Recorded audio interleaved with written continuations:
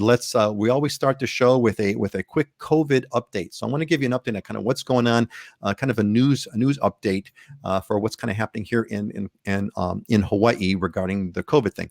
First bit of news is Kauai. Kauai has decided to essentially opt out of the quarantine exception program. So in other words, what Kauai is saying is everyone, now, according to what I've got, my news source says all incoming trans-Pacific meaning if you're coming from the U.S. mainland, essentially, and inter-county travelers to Kauai will face a mandatory 14-day quarantine. So if you're going to be going to Kauai, and again, the big term here is you want to be doing a lot of planning. You want to plan like crazy because you really kind of don't know things may change right after we make this broadcast. But according to the news, according to my sources, Kauai is, you're going to have a 14-day quarantine regardless of whether you've tested negatively or not when you come to Hawaii. So keep that one in mind. On the Big Island, and Dylan, we'll get some feedback from you on this one.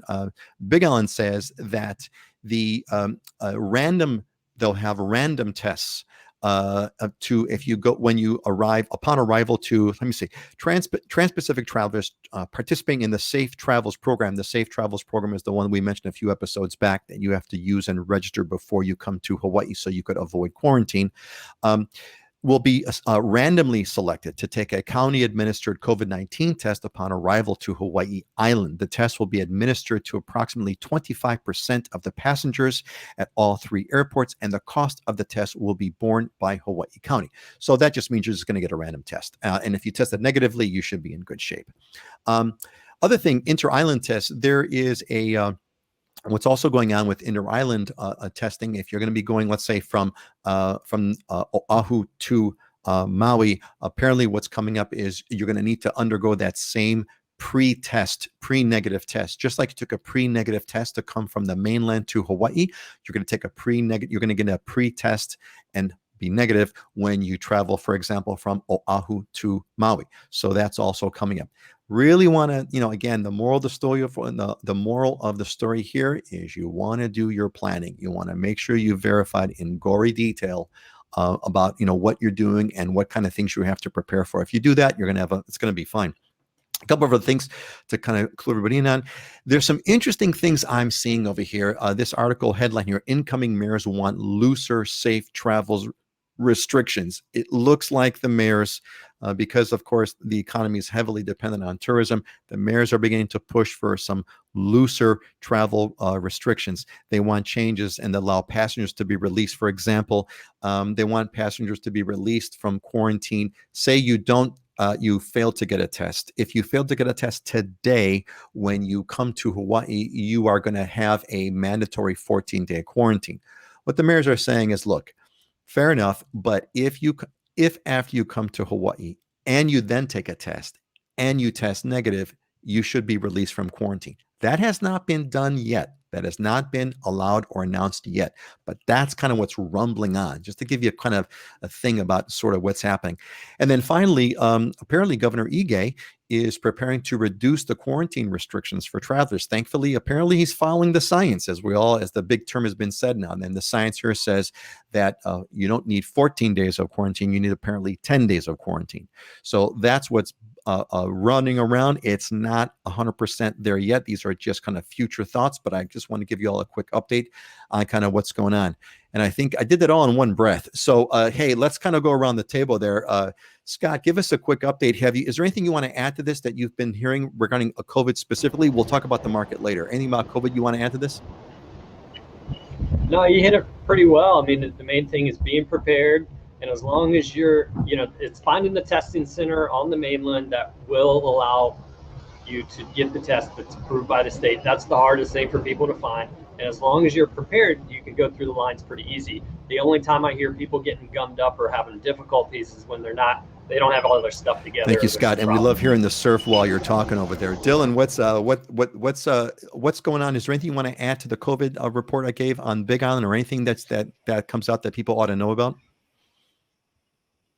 No, just that it's working here on the Big Island. I've had numerous friends and clients come in that have gone through the secondary test at the airport, and it does slow you down by 30 minutes to an hour. You got to sit in another line, but everybody reports that they get through it and it works pretty efficiently, and they go on and they don't have to quarantine. So it's been working well here in the Big Island. That's good to hear. Heidi, but before we get to you, Heidi, I got to say, so everybody, Heidi wasn't here Heidi was not here at our last show. She was vacationing on the mainland at a secret location. But Heidi, apparently this is the Maui show today, because we have another comment here from Rich.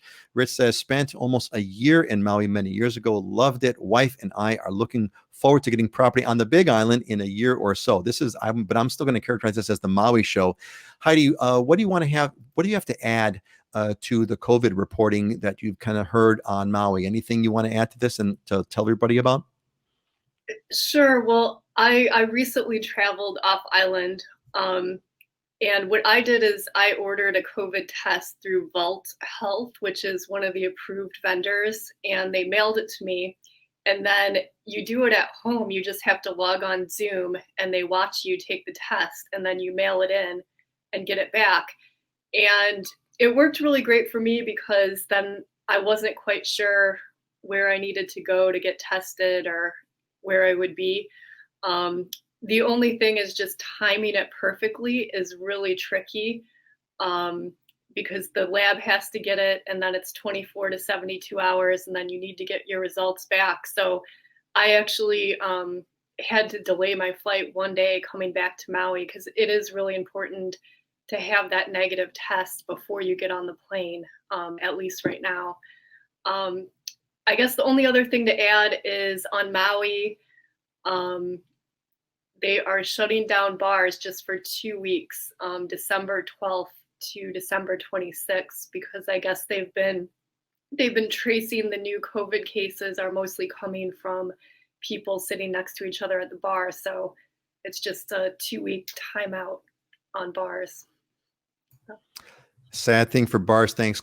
Thank you, Heidi, for that update. That's a bummer for the bar industry. I've got some good friends who own bars, and they are getting hurt badly. Heidi, to your point, I had a friend of mine, a close friend, that went to Illinois, and she apparently had a hard time getting back because she was not able to get tests. She was not able to get tests in Illinois at all because she's not a resident of Illinois. Apparently, the COVID tests that she was kind of going for were only for residents of Illinois. So her returning, she actually had to drive down to Missouri, apparently, to go get a COVID test. Now, after if you went to Illinois, you somehow got around that. But anyway, the moral of the story is plan. You want to be planning. Big time planning is kind of where you want to